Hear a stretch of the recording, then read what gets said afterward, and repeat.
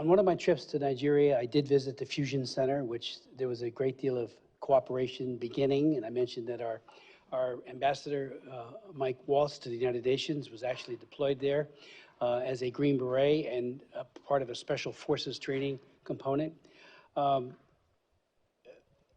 There was a great hesitancy on the part of our government to engage that to the degree that would really make a difference. And I'll tell you what they told me.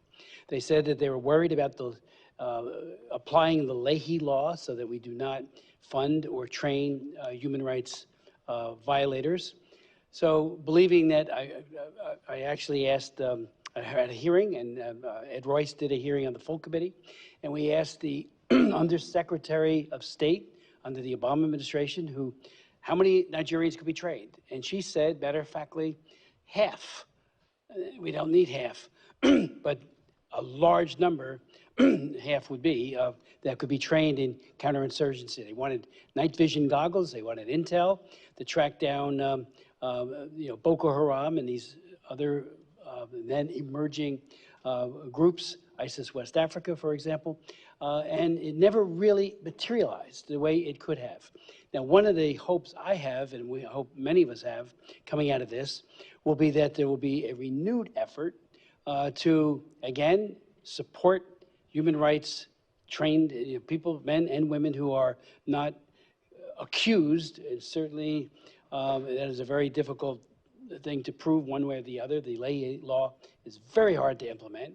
And I sat through an actual session with a Foreign Service officer in Abuja as he went through names, and just to get a sense of how robust the effort is. Very, very hard to do. But again, so many can be trained. And I think what we are hoping will come out of this, in addition to a whole lot of other things, is a very highly trained counterinsurgency force that will take it to Boko Haram, the Fulani terrorists, and others. I note that just today, there's a report that just came out that the president is not going to a G20 meeting, and he's deploying additional people to a place where there were killings in Kawara. And I hope they're realizing we're not kidding in the United States.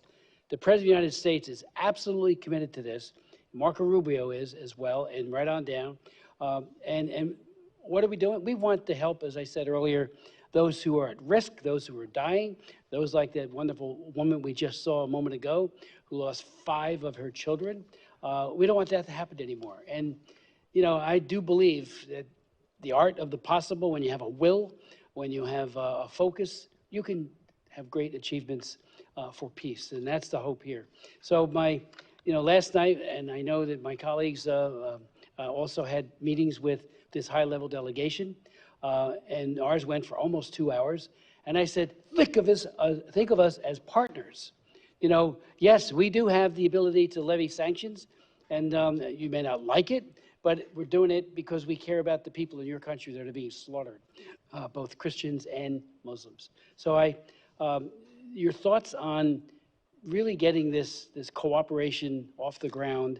When I was there, I talked to a lot of people, and I followed up once I got here, and they had all these recommendations. Only a few, if any, were ever carried forward with, and that's unfortunate. Some were, but I think a top-to-bottom review of what can be done, what does it take, and then meanwhile, on the humanitarian side, and we asked this last night, and Mr. Ozenga asked this as well of our 2 witnesses from the administration.